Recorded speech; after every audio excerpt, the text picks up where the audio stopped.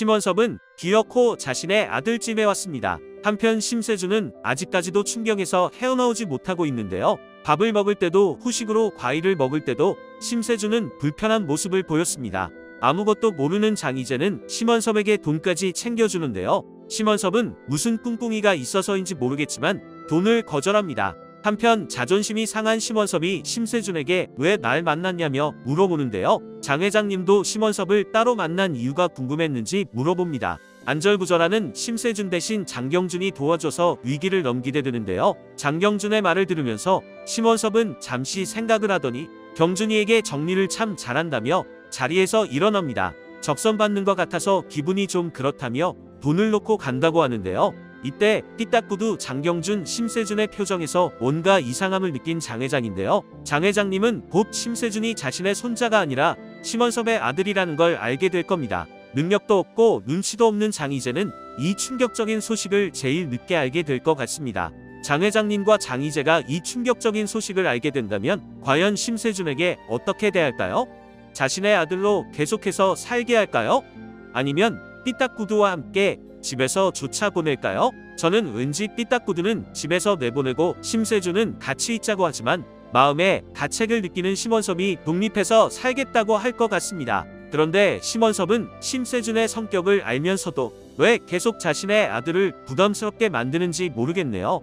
착한 심성인 심세준은 계속 이런 식으로 몰아붙이면 극단적인 선택을 할 것 같습니다. 예고편에 보면 삐딱구두와 심원섭의 비밀을 알게 되었습니다. 김도준을 하늘나라에 보낸 게 삐딱구두와 심원섭인 걸 알게 되었고 심세준은 더 충격에 빠지게 됩니다.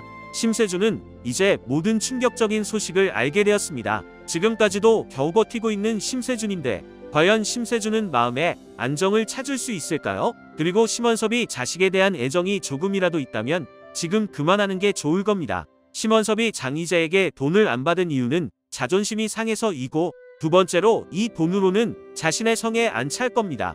심원섭이 원하는 건 푼돈보다 TS 리테일의 지분입니다. 심원섭은 삐딱구두를 더 압박해서 회사 지분을 받으려고 하겠죠. 한편 장경준은 자신의 눈을 기증해준 가족과 편지를 주고받는데요. 편지를 쓴 인물은 이영희였습니다. 장경준의 눈을 기증해준 인물이 이영희의 전 남편이었기 때문에 서로가 모르는 상황에서 편지를 주고받는 상황이 만들어졌는데요. 이영희는 편지 마지막 부분에 이번 한 번의 서신으로만 소식을 전하게 된 점 양해 부탁한다고 합니다. 오랜 시간 동안 소식을 주고받기로 했던 장경준 입장에서는 마지막이라는 글이 조금 허무할 수도 있을 건데요. 하지만 장경준은 편지를 보고 감동을 받습니다. 항상 눈에 많은 빛이 돌던 사람이었죠. 그러니 좋은 세상만 볼 수 있으시길 바랍니다 라는 말에 감동받았는데요. 좋은 것만 보라는 말에 이영희를 불러 함께 어디론가 향합니다. 이곳은 예고편에 나왔는데요. 밤하늘의 별을 볼 수 있는 곳이었습니다. 장경준은 좋은 세상을 이영희와 함께 보고 싶었던 거죠. 서로 연인인 만큼 이번 편지가 마지막이 아니라 시작이죠. 한동안 장경준은 편지를 쓴 인물이 이영희인지 모르고 지낼 겁니다. 하지만 장경준과 이영희는 같은 회사에 다니고 있습니다. 이 책상에 있는 메모를 보거나 결제 서류에 이름 사인을 보거나 이외에도 장경준이 이영희의 글씨를 볼 기회는 많을 겁니다. 이영희가 쓴 편지를 보면 조금 특이한 부분이 있는데요. 이 부분에 마침표를 많이 찍고 시작 부분도 마침표를 찍어 시작합니다.